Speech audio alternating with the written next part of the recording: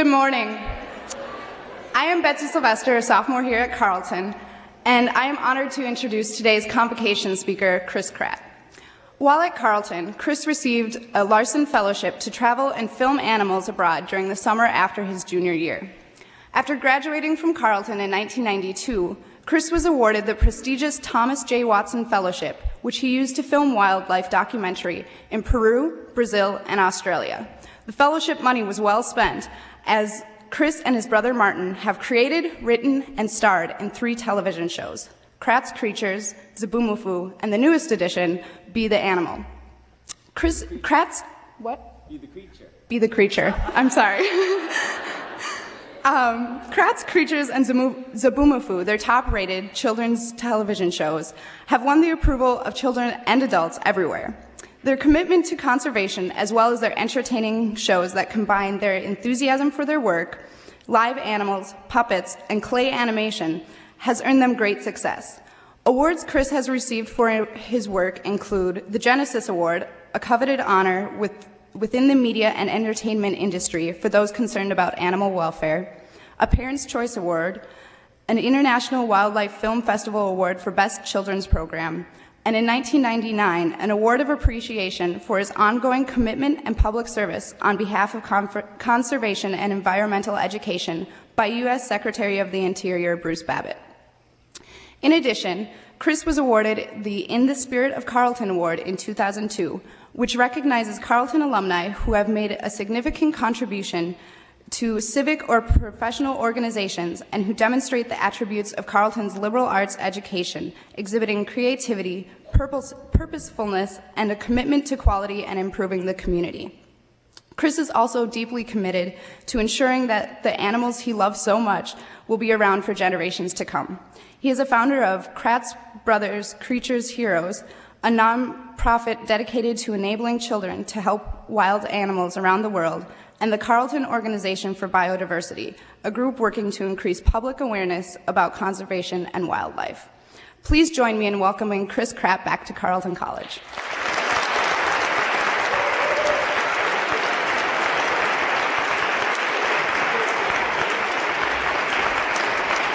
Thanks.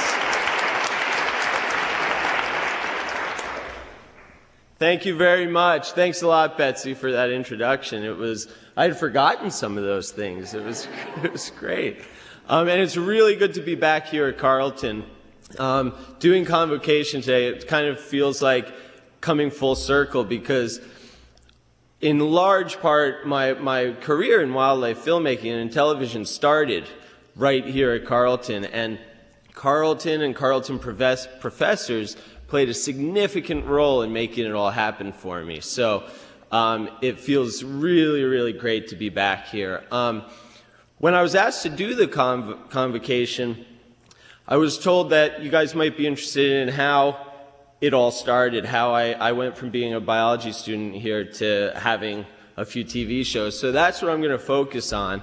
But, but I'm really lucky because my job, it almost feels like I went from a liberal arts college to a liberal arts career. I get to do lots of different things, writing scripts one day, filming wildlife the next, researching child development another day, and then hustling, trying to get financing for deals. So there might be things that I do that are interesting to different majors and different people out there, and I'll try to leave some time at the end for you guys to ask any questions you might have. But first, just so I know a little bit what clips to show, when I show some video, how many of you are familiar with the shows that I do? Okay. Okay, great. So I'll just jump right into it. I came to Carleton pretty positive that I was going to be a biology major. And I was really excited to spend some time in the ARB. I was going to, hang out there a lot. But I didn't know exactly what I wanted to do. I knew I wanted to help animals in some way, but I didn't know exactly what. So, like a good biology student, I started experimenting a lot with different careers. I worked with Mark McCone on field research projects to get a little more into academia and trying to see that side of things a little bit. I did an internship at Conservation International in Washington, D.C. to see the politics of wildlife conservation and that side of things. And I also volunteered at a raptor rehabilitation center to see if I wanted to maybe go into veterinary medicine or medicine of some kind or wildlife rehab. And then I also tried wildlife filmmaking. And the reason that started was Martin and I, my brother, we were home for a college break one winter, I think, and we started talking about how there were no wildlife shows designed specifically for kids. And kids love animals more than anybody. You just look at all these stuffed animals, you look at all the children's books, they've all got animal characters. They're all based on animals, but no program was designed specifically for kids to teach them about animals and what animals did and their behaviors and things. So we thought that there was a niche there that we could maybe get into. We also thought that maybe by doing this we could do something to help animals and do something for wildlife conservation by getting people excited about animals. And selfishly, we thought, wow, what a great career. Traveling around the world, seeing all kinds of animals, seeing all kinds of places. And so we decided to give it a shot. We really had no experience in wildlife filmmaking. We had no experience in television except watching a lot of TV. But we went to the local video store in New Jersey, where we grew up. And it was called Crazy Eddie's. We got a little high-8 camcorder from Crazy Eddie. He's now in jail, I think, for tax fraud or something. But before he went to jail, we got a video camera from him. And we decided to go down to Costa Rica. I had done I don't know if it's still around, but the ACM Boundary Waters Field Station thing the summer before. So I had credits. I was cool. I was going to take off the fall semester, and we were going to go to Costa Rica, try making a wildlife film for kids. So it was a really low-budget operation. We didn't really have any money, you know. I had some savings from my work-study job washing dishes down in Burton cafeteria. So, yeah. So it was low budget, typical bare bones, camp in national forest, college student, tent living, that kind of thing. We'd have rice and jelly for breakfast. We'd have rice with peanuts or sardines sprinkled on top for dinner, and then we'd have rice with powdered pasta sauce for dinner. And we had a lot of bananas. I think they were about 2 cents a piece at the time down in Costa Rica. So we were also taking local transportation. We had our surfboards for a little adventure spirit in the show. We had all our camera equipment, and we hitched rides on ox carts and with some crazy Latino guy a couple times who really liked listening to Neil Diamond in his truck. But it got us places, so we went with him. And as far as filming goes, it was just the two of us. It was us and the camcorder, and what we'd have to do was we would set up the camera on a tripod. Sometimes we'd film each other. Other times we'd set up the camera on the tripod, press record, run in front of the camera, put on our backpacks or something, walk through, say a few lines, and then take the backpacks off, run back, press stop, and check and see if our heads were cut off, and they usually were, so we'd have to do it again. But that's that was our first project. That's how we got it done. But what we were trying to do down there, what we were trying to do that was different, was to show the excitement of being out there looking at animals and getting into the creature world. Wildlife documentaries at the time were all the blue chip wildlife documentaries, you know, where they have beautiful, beautiful footage, great behaviors, but it's kind of, in my opinion, just dragged down in terms of energy by this slow narration over top, and something that really, some adults can get excited about, but definitely not kids. So what we wanted to do was really focus on the adventure of it. Kind of like, I don't know how many of you have been on a off-campus study program, but when you go, to the Galapagos with the bio department or to Australia, it's exciting. It's an adventure.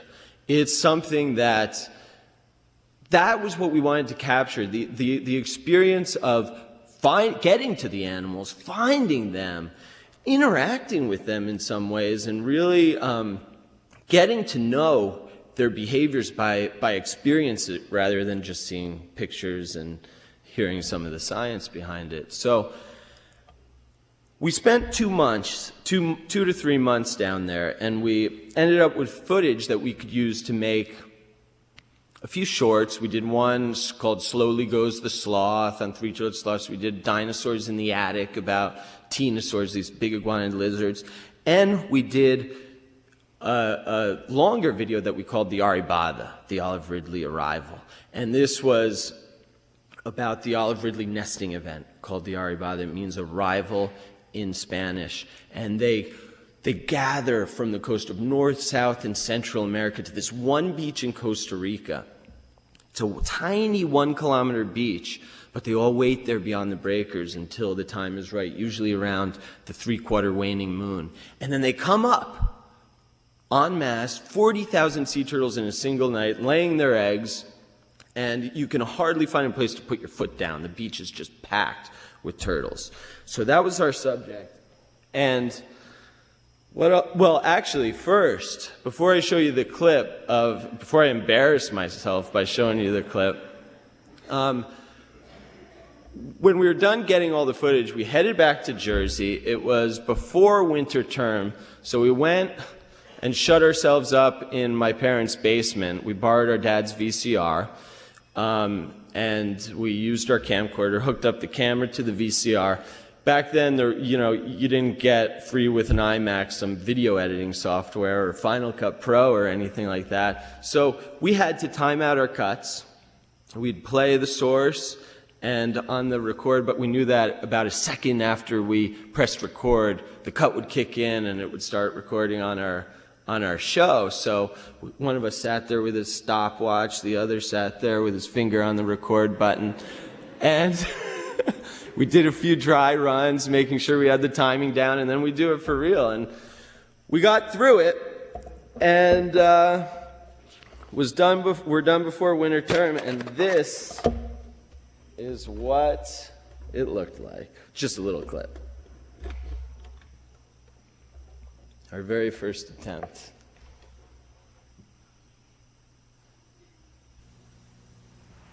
"58 turtles last night. We're up on a lookout point, overlooking Nansiti Beach and the sea. And Chris has got the binoculars and is looking for the turtles to see if they're out there, ready to come up.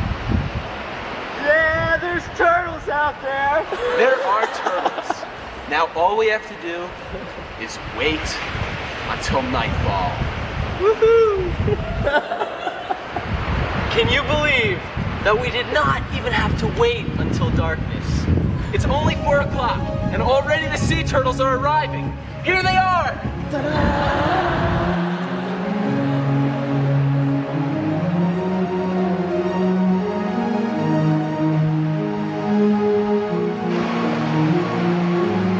All right, then we got a little into blue chip land and showed all the beauty shots for a little while. But, that just gives you a sense of how we were trying to just bring the audience in with our enthusiasm, with the adventure of us seeing these things for the very first time. And so we made a bunch of copies of this tape and sent it out to producers and to broadcasters and everywhere, PBS, National Geographic, Discovery, anybody. And we got a lot of rejections. We got, let's see, some of them were, this is nice, but it maybe for home video, but not for TV. We'll keep it on file, the old standby. And then I remember one, this is too frivolous. So, but the other thing we were doing, we were bringing the tapes into schools and showing kids. And kids loved them. They had the total opposite reaction. Some of the things the kids were saying was, that video is really cool. It's so much more, the video is so much better than the other stuff Mr. Ellis shows us. And you tricked me into learning stuff about animals. And so, we'd later find out that the television business is actually really, really conservative and risk averse. And nobody was doing anything like this, like I said before. So we weren't getting anything anywhere with the television executives, but we were encouraged by the kids' reaction. So we thought, hey, maybe we have something, and we decided to keep on pursuing it. So the kids at the schools told us what they liked, what they thought was stupid, and they're great critics. And so we took all their comments and got ready for another expedition to Madagascar this time. There were no raises for work study, dishwashing at Burton. So what we were doing was we decided to apply for some grants. I applied for a Richter Fellowship and an Explorers Club grant out of New York. I don't know if they're still giving them anymore, but it's a good grant to look into if anybody is thinking about doing some kind of project. And we raised, we got enough money together to go on the next expedition to Madagascar. And we did a kind of a side project where we tried to figure out if lemurs were being hunted by hawks. And we actually found some bones under a lemur nest and sent them to the Smithsonian and got them ID'd, and they were lemur bones, and that part of it was great. So the grants, we had some success there, but we also made a video called Leaping Lemurs. And once again, we brought it back. We got rave reviews from kids, panned by television critics. And at the time, we were also going to wildlife film festivals, trade shows, trying to hustle our videos there. And Leaping Lemurs won the Children's Choice Award, judged by kids, but no one would talk to us in the television business. So it was becoming a pattern, and we kind of decided to, we hunkered down a little bit. I had to finish up college. Martin had graduated, and he decided to go to start business school to see if maybe, for two reasons, see if maybe it could help us break into this, and secondly, to kind of hedge his bets in case this was all a pipe dream. So after, when I was getting close to graduating, I heard about the Watson Fellowship, and it's just a great opportunity. I was really excited. I figured, if I got this thing, I could focus a year after college on wildlife documentaries and really just kind of try to develop them a little bit more, and take it to the next step. And so I applied for it, and I got it thanks to professors on the Carleton selection committee, and Mark McCone, who wrote me a recommendation, and also was always really supportive in the videos. He'd even let me show him at bioseminars and stuff.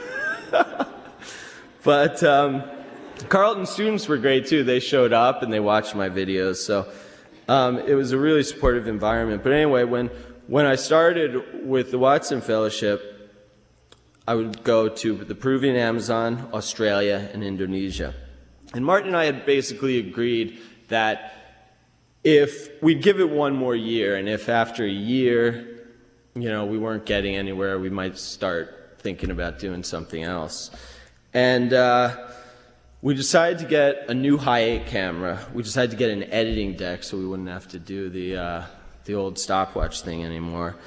And we thought that maybe by increasing the production values a little bit, you know, it might give us the edge we need. So we tested out the new equipment, you know, before the big trip. We went to Aztec Island and filmed the wild ponies there.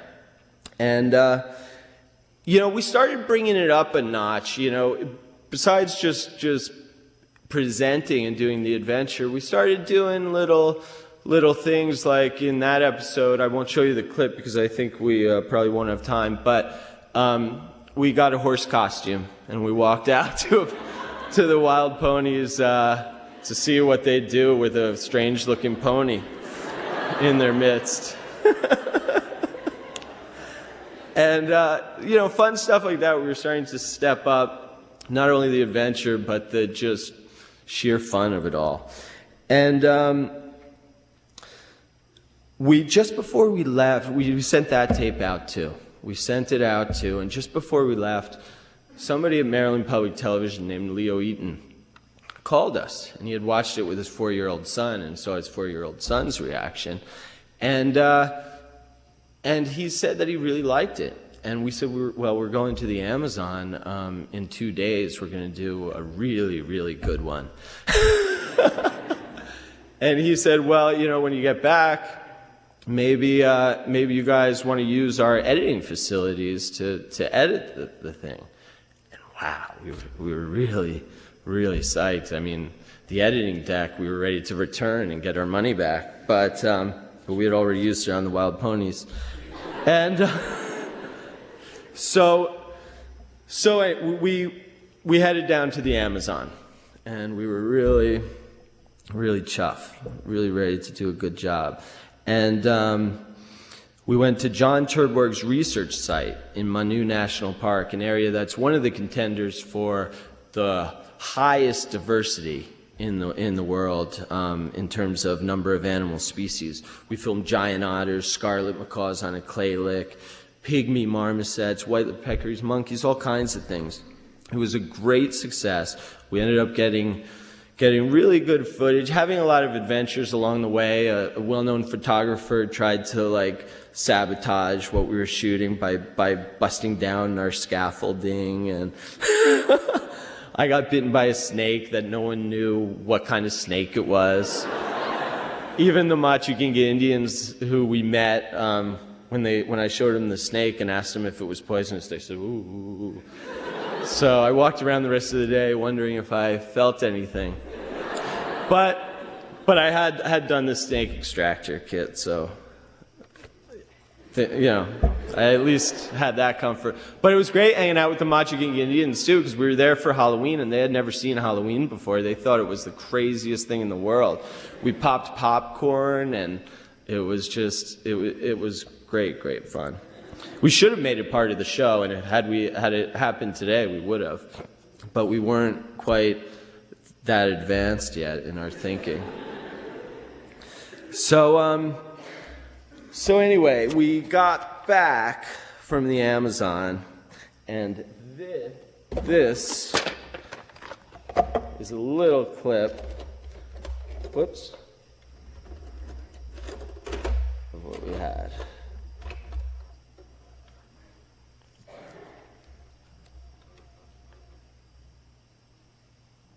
Hundreds to these special places called clay licks. A clay lick is a place where parrots eat clay. These clay licks are most often found alongside rivers, where the river's current has worn away a hillside, creating a cliff face and exposing the clay-filled dirt that the parrots are looking for. Now, nobody really understands why macaws and other parrots are interested in eating clay, but we do know that they must like it very much, or they must need it very badly, because they visit these places very often. The macaws are very cautious when they leave the safety of the trees to come down to the clay lick. In fact, if they see us anywhere in the area, they won't even come down. So in order to get a close look at the parrots, we have to camouflage ourselves very well. And the best way to do that is to become part of the clay bank itself. just like there's always one fearless kid who's the first to jump in an ice-cold... So I guess that's where if you've seen Zoboomafoo, that's where we started with the mud. Falling into mud pits and stuff. So we entered that in Jackson Hole Wildlife Film Festival, and we won Best Children's Film, which was judged by the people in the industry. So wow, this was kind of a first. We also sent it to someone at PBS who was the new director of children's programming, and she had a reputation for being a risk taker, you know, taking chances on certain things. She actually did Teletubbies too, and other things that are just, you know, a little bit different.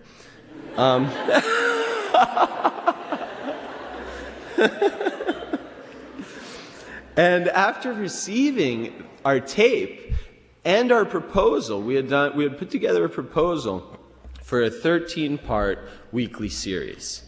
And she called us in for a meeting. And she sat us down and she said, you know, I really like the show. I really like the proposal. The problem is I really don't have a programming slot for a weekly show. Is there any way you guys can do 65 and make it a daily show? And so we said, yeah, sure, no problem. And we walked out in the parking lot, and how are we going to do 65 episodes in 22 months? You know, that Amazon thing took us 3 months to do. So we went back to the proposal and kind of reworked it, trying to figure out a production plan that could make it happen. PBS was also requesting certain things like having a female role model and different elements that we incorporated into the show. Also, we put in some animation and some different things that would take some pressure off the filming in the field. And we came up with Kratts Creatures, the series. And this, for anybody who's not familiar,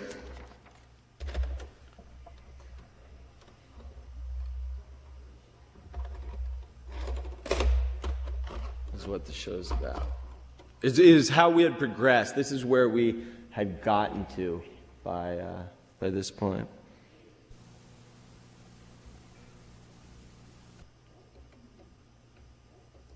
Good, huh?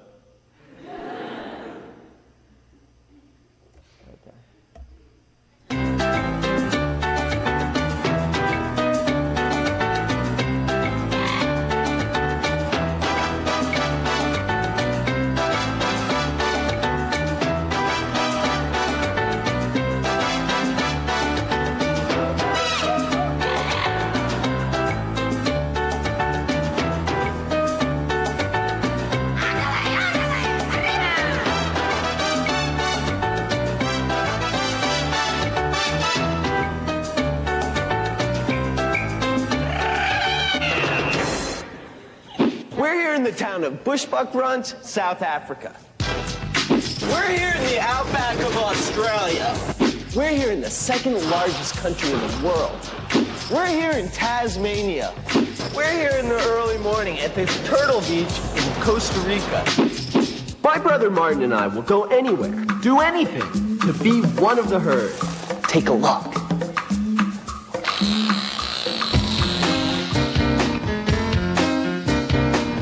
You ever had a bad face day? Well, check out the warthog. Koalas don't spend all day eating. They eat whenever they feel like it. Sometimes big is the best protection of all. Hippos, rhinos, even elephants. I think it looks kind of like a chihuahua with wings, but it's actually a bat. Our mission? To explore the creature world and not just see the animals. We found them, the wild ponies of Assateague. But find out what it's like to be the animal. Now that would be amazing. Wahoo!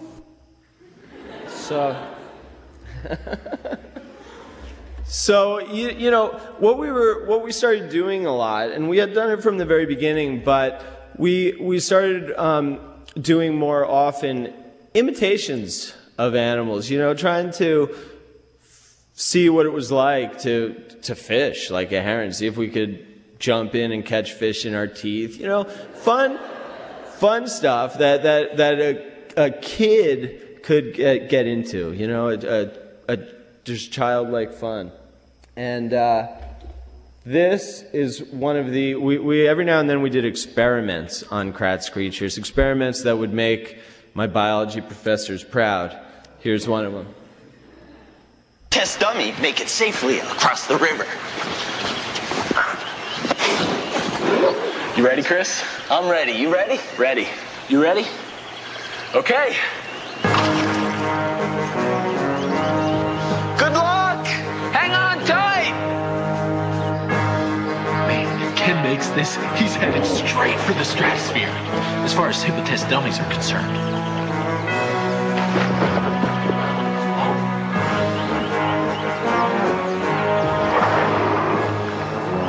Oh no, Ken's toast.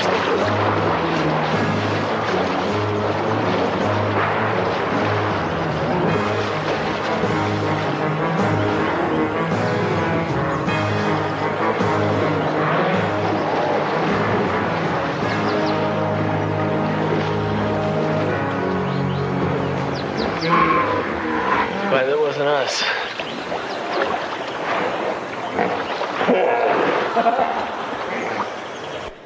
So the lesson learned, hippos are one of the most dangerous creatures in Africa.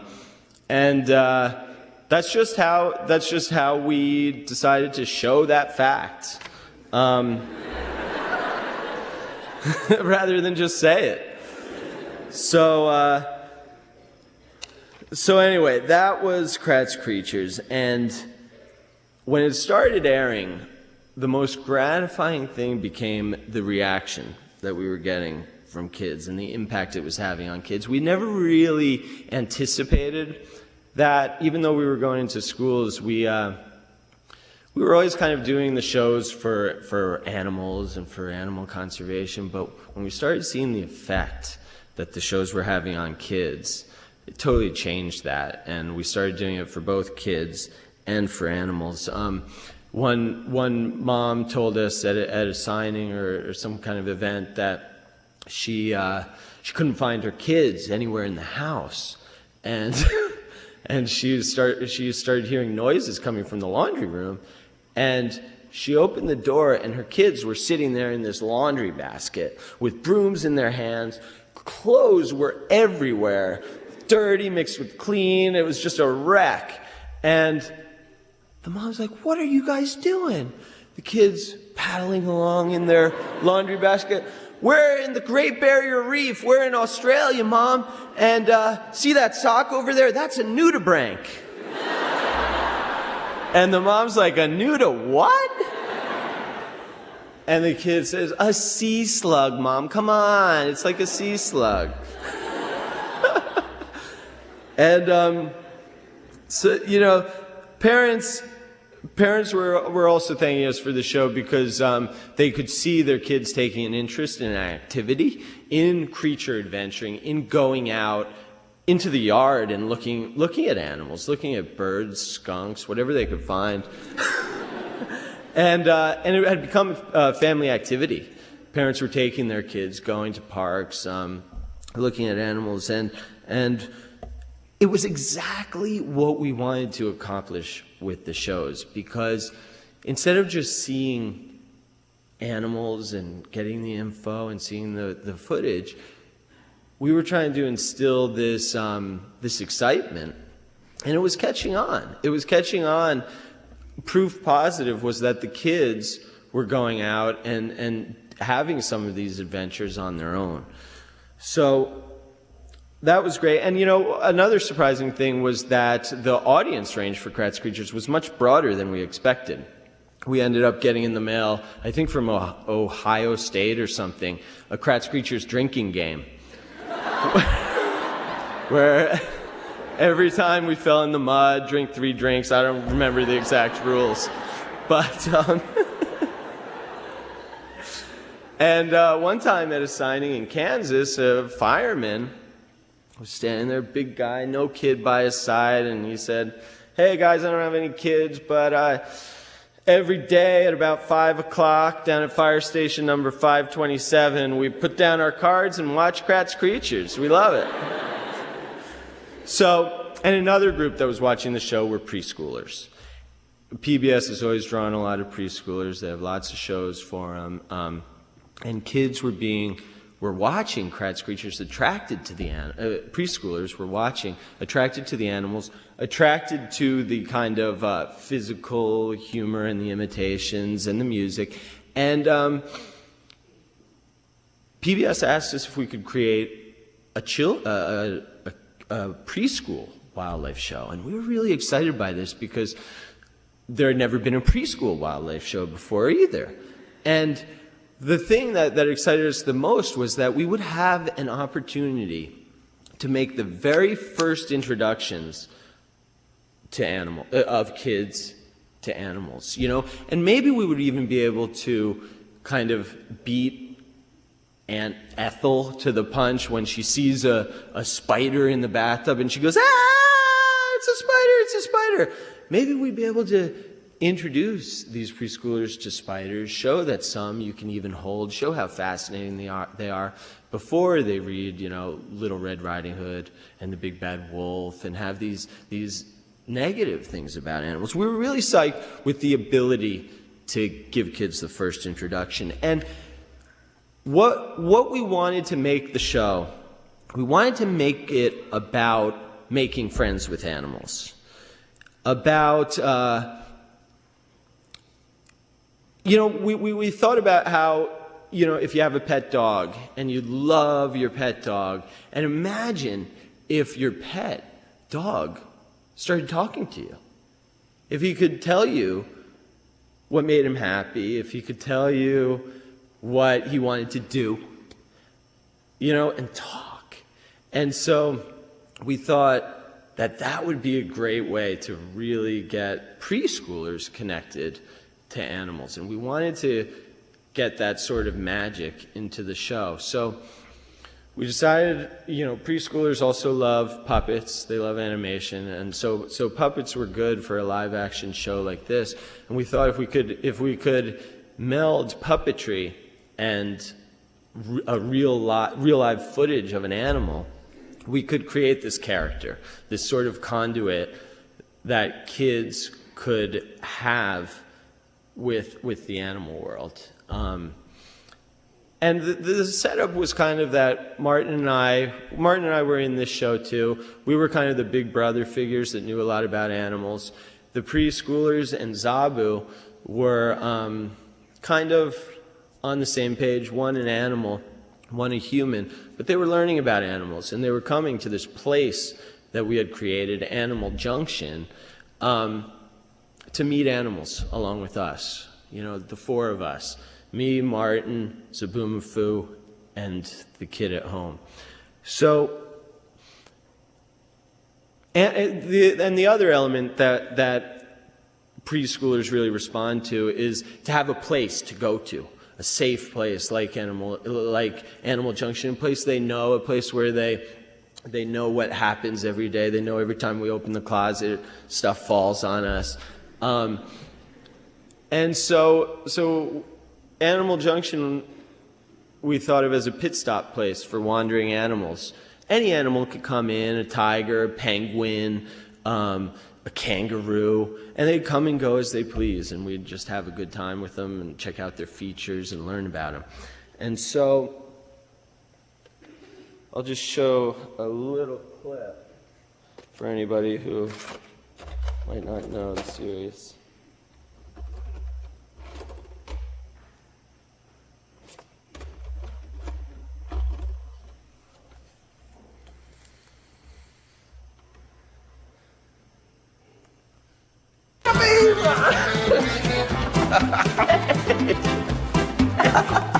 I'm covered in spots, Dalmatian spots. Spots and stripes together again.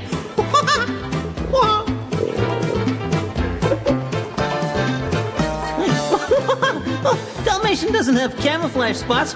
He has licky spots. We have all kinds of spots and stripes here today. Painted ones and creature ones. Hey, we should paint some Dalmatian spots in Animal Junction. What are we waiting for? Let's go! Wah! Dalmatian spots are fun because you can do so many things with them. You can do little spots or big blotchy spots. Hey, Zob, let's paint this section exactly like that puppy over there. Which one? That guy. Well, the little one? Yeah. Oh, okay. Oh, I love that little guy. I just have one spot on my belly, but he has them all over. Come on, I'm trying to paint. That's my paintbrush. Look out, guys. Uh-oh, sorry. Whoa! Hey, careful! Whoa, it's hard to paint with a Dalmatian pulling on your tail. Whoa! Whoa, wait! Dalmatian, let go! Whoa! Bet you thought I was gonna fall. Not... So, actually, I thought there was a little bit more leaping in that clip. There was only one leaping of the real lemur. But Zoboomafoo was based on we based it around themes. Armor, spots and stripes, camouflage was another episode. And that's how we did it. Let's see if, let's just take a quick look at this clip. You just have to take some measurements. Yeah, let's see how big your head is there. So now your arm. Now let me see your belly there. Yeah, you're pretty booky, Zabu. Now hold still. We got your foot. 3 inches. What? 3 inches. All right, well, we have the measurements. Now let's get to the armor. To the armor. Wow.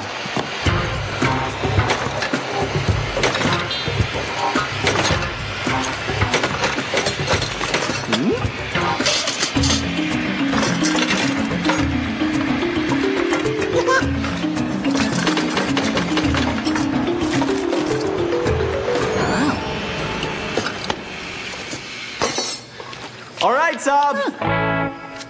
Wow, look at me now!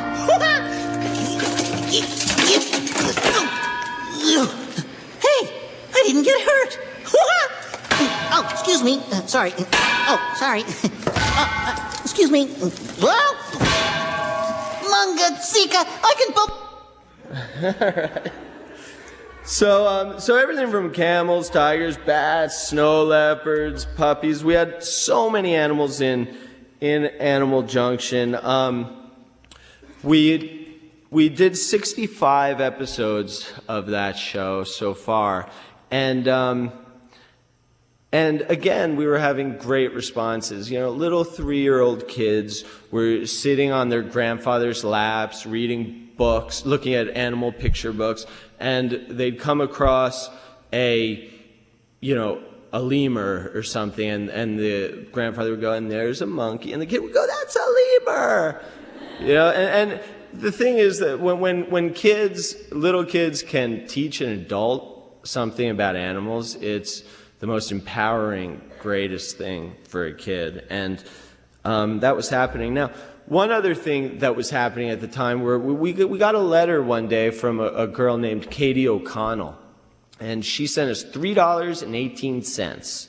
And we sent it with a letter saying, you know, can you guys use this money to help save animals? And so we had thought that, you know, our shows were helping save animals, and that, you know, maybe someday we'd do real hands-on conservation. But this letter kind of inspired us that we could do it right now. And we were getting letters from other kids saying, you know, manatees, I know they're getting chopped up by boat propellers. What can we do to help them? So we decided to start a not-for-profit called the Kratt Brothers Creature Heroes, which was dedicated to empowering kids to be creature heroes by helping animals. And our first project would be something that they could really understand and get into. We wanted to create a refuge, save some wildlife habitat, save some homes for animals. And what we did was we devised a nationwide tour. We were going to go to I think 10 or 12 cities across the USA, and we got a sponsor to put in $2 for every person that came out to see us at the show. and the sponsor was Old Navy, and we ended up raising about close to $1.2 million to protect this land, this critical grizzly bear habitat on the Rocky Mountain front. And kids voted what kind of animal they wanted to help. They voted on grizzly bears through the internet and through just seeing us at the appearances. So it was a really great thing. We got kids to join our clubs. They wrote us letters, about how they were really proud that they saved this land. And, to this day, sows and cubs have been using it every year. Wolves have returned to the area, and the elk herd has doubled since we've started the refuge. So that's one thing that we want to continue with in our careers. Just keep making a network of refuges if we can. So now, after 65 episodes of Zoboomafoo, PBS felt like they had enough episodes that they could play for now, that they could play them over and over for new crops of preschoolers. So we turned our attention to a project that we had been wanting to do, a third series for adults this time. And at the same time, National Geographic was starting up a new cable channel, and they had contacted us about maybe doing something together. And it wasn't long before we told them about this the adult show that we wanted to do, and before long we were in production on Kratt Brothers' Be the Creature, which is our newest series. It's really exciting series because what we're doing is we're going out into the wild for 3 or 4 weeks, living on the animals' turf, totally immersing ourselves in their lifestyle, being with them 24/7. With the lions, we never let them out of our sight. One slept while the other, drove the Jeep. And we just really try to understand what life is like from their perspective. We try some of the foods they eat.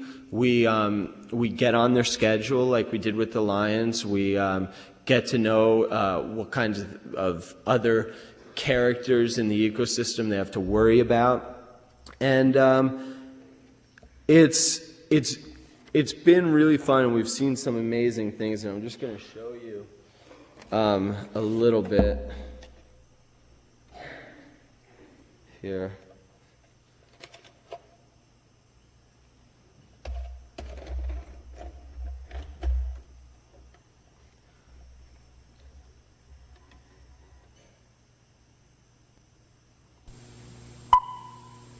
Oh, the numbers are... The great white shark, one of the most infamous, but at the same time least understood creatures on the planet. We want to see all we can of the great white shark in action. Whoa! I saw red thumbs and teeth. Get down into her world. He's got it! He's got the cam! He's got the cam! Meet her face to face. Oh, she hit the cage! I saw right down her mouth! And piece together the puzzle of the seal-hunting great white shark. Be an insider in the creature world. That's the mission. The Kratt Brothers. Dropped in remote regions to live with the creatures. Through their eyes. On their turf. By their rules.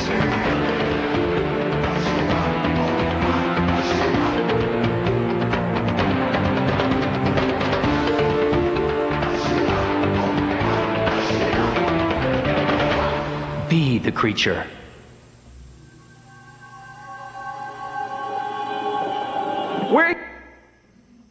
Okay, so I'll just show you a clip of the show, the actual show too, real quick. This is when we were with chimps, and chimps. One of the things that we're finding out when we immerse ourselves in the lives of these animals is that every animal has what we call what we like to call a creaturenality. It's kind of like a personality for creatures. We were with these elephant hunting lions in Africa, and I never realized until that expedition what killers lions are. I mean, any opportunity they get to kill something, they'll do it. They had 2 elephants that they had downed, one the night before, one that night, and all 25 lions had full bellies, couldn't fit in another thing.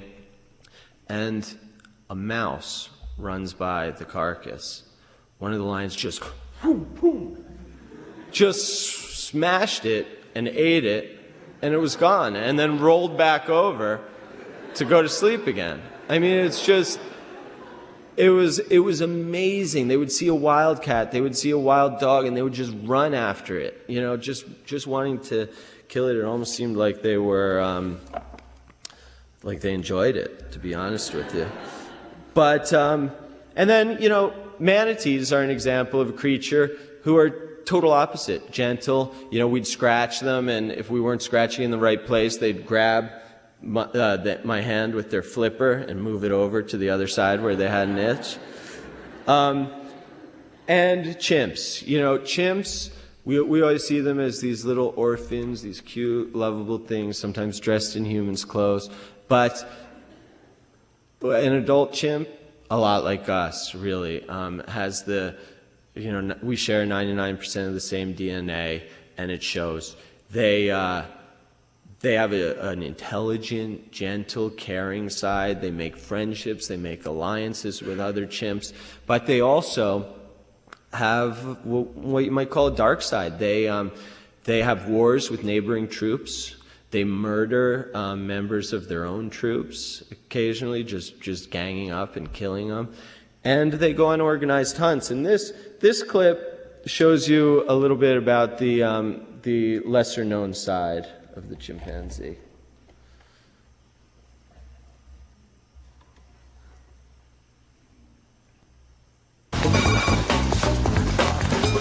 Chris, they're moving too fast. There they go. There they go. They're picking up speed. They're out on an organized hunt, hunting Don't lose them.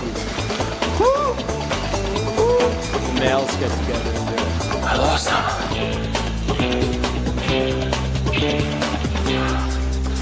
They gave us the slip.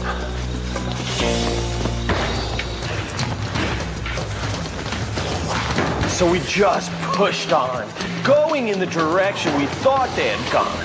And miraculously, we found them. And they were hunting. Oh, he's moving now. We're moving. The chimps are hunting. They're hunting monkeys. And they're looking up. All right, the hunt is on. Everybody's moving. Together. Looking up.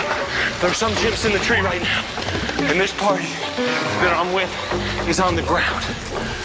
Trying to see where the monkeys are going. If a monkey falls out of the tree, they're gonna grab it. He's looking up. In position. Right. You can hear the monkeys in the trees. They're watching everything. We're following 4 chimpanzees here, including us, and there are dozens more just out of sight. Let's go, come on. What do you think, Chris? They're going, they're going. All right, we're right in it. This hunt is a constant ebb and flow. Going up now. They're going up. We got the colonists where we want them. A broken canopy. Oh, here they are. With the monkeys. He's shoving it.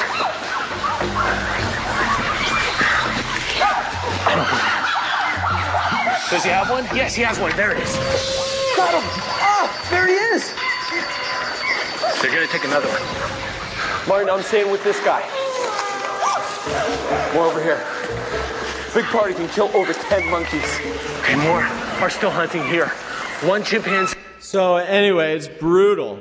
It's brutal out there. And that's one of the things we're finding too, is that, if you spend intensive time with animals, their lives are really, really tough without even looking for it. We've seen monitor lizards that have attacked mongoose pups, and the whole mongoose pack has come to the rescue and saved the pup. all kinds of amazing things going on. And what we're trying to do too is get to know the animals that we spend time with as characters. When we're with the wild dogs, for example, we get to know their coat patterns, and we find that creaturality extends to the individual too. Some of the wild dogs in the packs were really vigilant in protecting the pups and would always guard the pups and would be the first to respond. Another dog was always, right there on the hunts and always involved in the kill. And so, you really get to know the animals on a sort of personal level. And that's kind of a common theme that's always run throughout every series that we do, is we want to look at the animals as fellow creatures from a personal perspective rather than seeing them as scientific objects. And so that's in a nutshell what we've been up to, and kind of how I got into wildlife filmmaking and sort of our philosophy behind it. And if any of you have any questions, we have a few minutes left.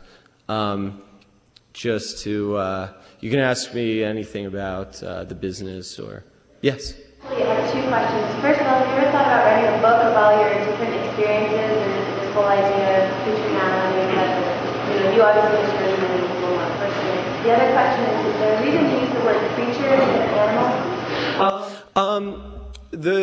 The answer to your second question, is there a reason we use the term creature instead of animal? When we first started, we just wanted something that was a little different, and animal was a term that was obviously used a lot, and we just wanted to kind of make our own, it wasn't our own word, but it was kind of, used by, we started using it just to be a little different. And then the second question, did we ever think about writing books? Yeah, we've actually got drafts of them. We've been, every time we're out on an expedition, we write a story, about that expedition. We've got tons of them. It's been amazing, really amazing. Any other questions? Yeah? Are you still able to multitask as much now that you've gotten more successful? And is that a good or a bad thing? Does it seem as much of a liberal arts job? Well, I love multitasking and doing different things. It's great. One day we'll be writing scripts and then filming, and I think it just keeps it really exciting. Yeah. Warren. Where are you from? Oh, yeah. Okay. All right. Well, thanks again to Carleton and the Carleton professors for making, providing an environment where students like me could really pursue their interests. I really appreciate that, and thanks to you guys for coming out, showing an interest in what I do. It was fun.